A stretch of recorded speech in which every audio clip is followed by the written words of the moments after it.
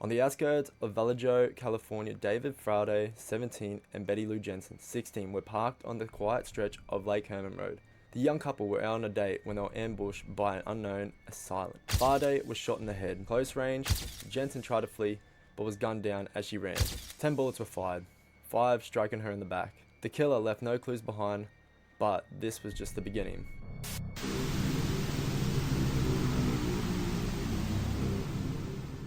The Zodiac Killer, one of the most infamous serial killers of all time. Everyone knows of him, everyone's heard of him, and he is very deeply rooted into the history of serial killers. From I think this 1968 to 1969, he was committing serial crimes through North Carolina, leaving like cryptic ciphers, letters, all this type of crazy shit, to be honest. That's where he got the name, literally, the Zodiac Killer. It is still to this day one of the most like infamous unsolved murders or serial killer stories, crimes, whatever you want to call this shit is. It's one of the most unsolved, infamous ones ever. So we're going to dive into this today. So make sure if you like, make sure you drop a like, subscribe, comment, anything and anything, because I'm going to do more videos like this. My videos mainly based around life stories and true crime. So if you like those two type of videos styles, subscribe, okay? And other than that, buckle up, because this is going to be a scary one. Firstly, the Zodiac victims. From all my research and everything I could find, I could only find about 7 stories, and I try to summarize them really as much as I could for you. So here they are. Victim 1 and 2, David Friday and Betty Lou Jensen. On the outskirts of Vallejo, California, David Friday, 17, and Betty Lou Jensen, 16, were parked on the quiet stretch of Lake Herman Road. The young couple were out on a date when they were ambushed by an unknown assailant. Friday was shot in the head. Close range, Jensen tried to flee, but was gunned down as she ran. 10 bullets were fired, 5 striking her in the back. The killer left no clues behind, but this was just the beginning. Sergeant, could you briefly describe what apparently happened last night? Yes, we had a double homicide that took place out on a county road about sometime after 11 o'clock last night. A double homicide involving victims were a 16-year-old girl and a 17-year-old boy. How did this incident occur, apparently? Well, they were shot. What were the circumstances involved? Possibly they were ordered out of the car by the responsible, and the boy was shot right at the side of the car, and the girl apparently tried to run, and she was shot and found 28 feet further on. There was one bullet hole that penetrated one of the windows of the car. Was this a stray bullet, or was this one of the bullets that hit the victim and went on through? This could be a stray bullet or a warning bullet of some sort that we can't connect it with the bodies, but it's the same type of shell. Do you have any idea what the possible motive might be for this killing? We have no motive at this time.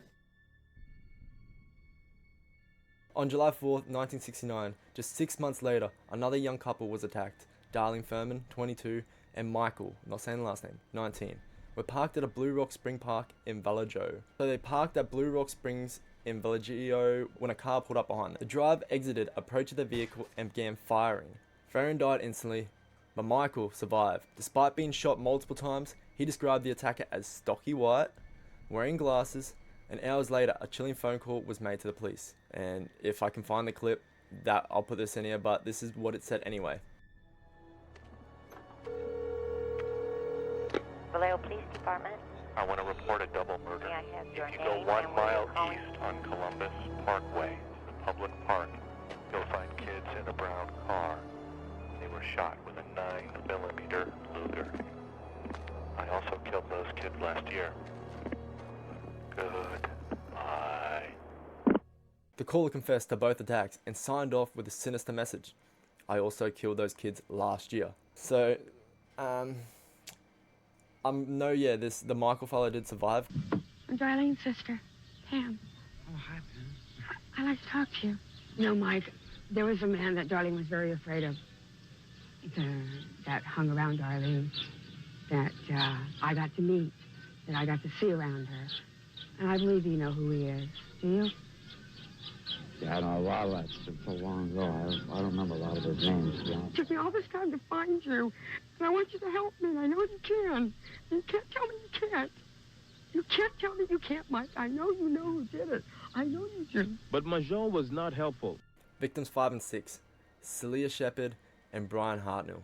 On September 27th, 1969, the Zodiac struck again, this time at Lake Berryessa in Napa Country.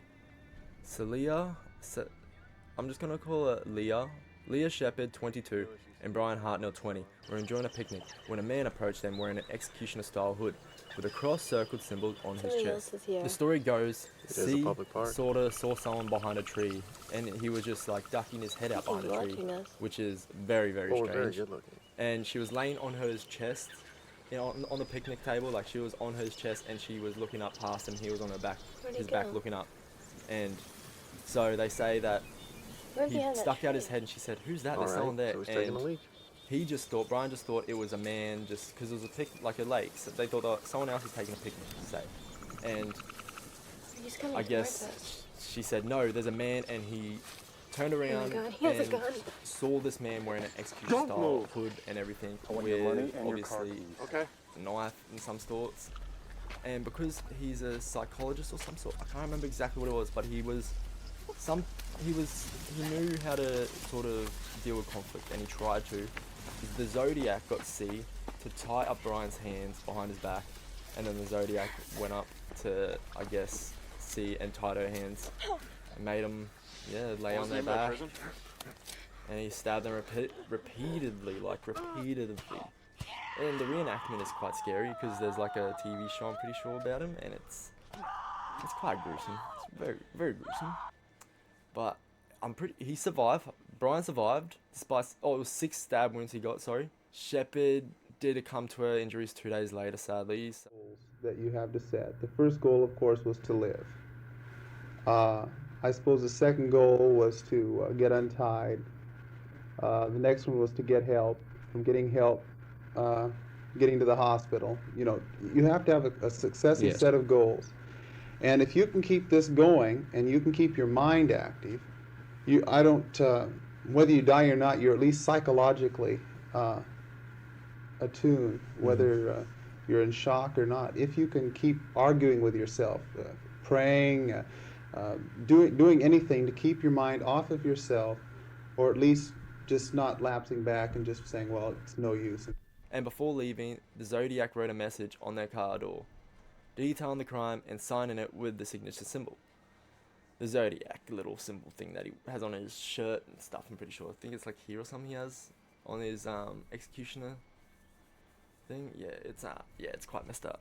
Messed up people, mate. Victim 7 is Paul. Just 2 weeks later, on October 11th, 1969, the Zodiac killed again. Paul Stein, a 29-year-old cab driver. He was shot in the head in San Francisco Presidio Heights neighborhood. This time the killer was seen. Witness described as a white male in his 30s, fleeing the scene. Despite this, the Zodiac evaded capture. Days later, a letter arrived at the San Francisco Chronicle, containing a piece of Stein's bloody shirt. Next, we're going to focus on the Zodiac letters. While his crimes were horrific, the Zodiac letters are what truly set him apart. Between 1969 and the 1974, he sent dozens of taunting messages to newspapers, police, and the public. His first letter, sent to 3 newspapers, included 408 symbol cipher. He demanded to be published on the front page, or he would kill again. The cipher was cracked by a high school teacher and his wife, revealing a chilling message. I like killing people because it's so much fun. It is more fun than killing wild animals, because man is the most dangerous animal of all. One of the most famous ciphers, the 304 cipher, remained unsolved for over 50 years. Oh my. In 2020, a team of amateur ciphergraphers cracked it, revealing another cryptic statement. However, the Zodiac's true identity was not revealed. Damn! In this letter, he mocked the police, claimed responsibility for murders, and hinted at future plans. Even threatened to bomb a school bus full of kids. These letters weren't just taunts, they were psychological warfare. These are some suspects and theories I could gather up, but I don't know how true they are, to be honest. There's one that I sort of believe, there's one that I sort of actually believe, and I've watched into it a bit. That Jay Foy, I think his name is. I can't remember. Jay Foy, I'm pretty sure. Jay Foy. Over the years, hundreds of suspects have been named, but the Zodiac remains unidentified. Let's examine some of the most compelling theories. Arthur Lee Allen was one of the prime suspects. He owned a Zodiac brand watch, lived near the crimes, and matched witnesses' descriptions. However, DNA evidence failed to link him to the cases. They took a lot of my tapes. They took samples of my handwriting. They screwed up a lot of my stuff here too, but that wasn't, they didn't take that. They took a couple of typewriters. I couldn't murder anyone. It's difficult as hell, and it can be, it can be terribly depressing. And if I deserved any of it, that would be something different, but I don't. There are two types of liars in the world, fishermen and policemen, and not necessarily in that order. And their function is lying to you is to trip you up. They can't do it to me because I have nothing to trip over. I'm not the Zodiac killer. I know that. I know that deep in my soul. I've never been known for good luck, and I guess this is pretty much living proof of it. I couldn't murder anyone.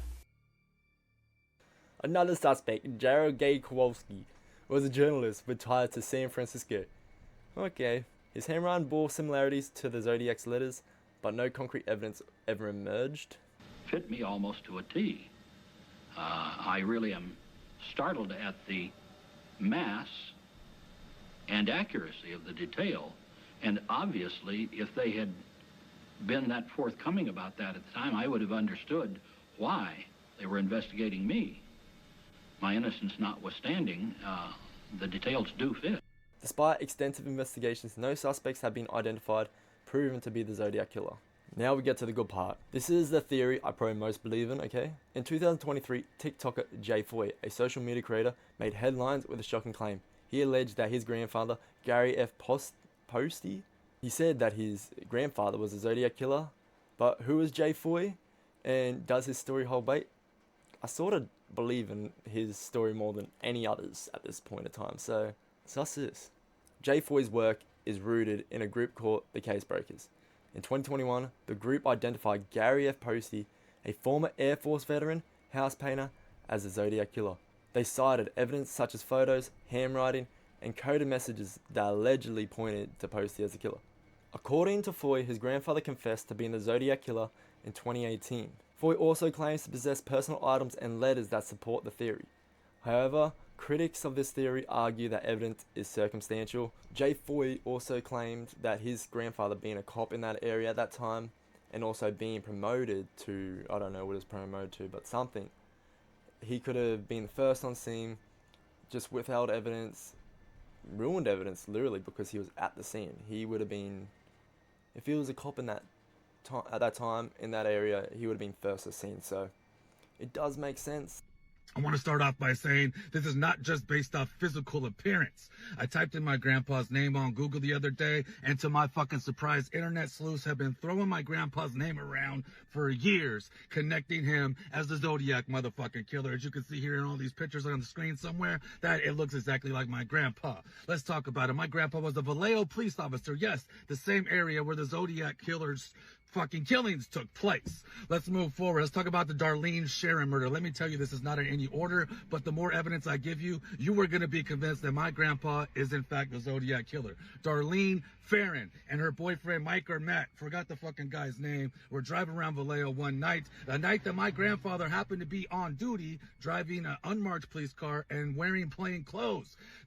Mike, who ended up surviving the shooting, said that they were being followed around by this car all night in Vallejo before they pulled into Blue Rock Springs. They said when they parked, the car pulled in, a man hopped out of the car, and Darlene, the girl who passed away, said, "Oh my God, that's Richard. He's gonna kill us both." But yeah, so he claimed that his grandfather withheld evidence, probably tampered with evidence, and yeah, it's just something that definitely makes more weight over other theories I've heard, because you hear some wacky theories, but this theory, I'll give it to him. It's pretty spot on. Why does the Zodiac killer continue to haunt us? Perhaps it's his taunting letters, his cryptic ciphers, or the frustration of the case left unsolved. But at its heart, Zodiac's story is a reminder of humanity's darkest tendencies and the limits of justice, especially at that time. They had nothing really they could go off. DNA evidence literally only started popping off a couple, like, decades ago. Like, damn, if they only had what we have now back then, shit. Damn. And even now, amateur sleuths and professional investigators continue to search for the Zodiac's true identity. Perhaps one day, the mystery will be resolved. And if you have any theories, drop them in the comments. I'm actually so curious on any theories, because looking at some of the theories that I've already searched makes you think, like, what the fuck? It's too far-fetched to be true, but I love listening and reading them, so drop them in the comments, okay? And drop a sub while you're there. Drop a sub. Do it. But anyways, what do you think? Was the Zodiac Killer a genius criminal, or did he simply get lucky? Lucky. They didn't have anything they could go off back in that day. It's not even that long ago. That's the thing. It's not that long ago. In 20 years, I'm going to be 40. And then I'm going to be thinking, oh my god, that's a long time. But it's not. It's not. Time just goes fast, okay? So, appreciate every moment, okay? Little inspiration there. Little inspiration. Okay? Okay? But remember, don't forget to drop a like, subscribe, and hit the bell for more details in the crime histories. And until next time, stay curious, and new video either tomorrow or the next day.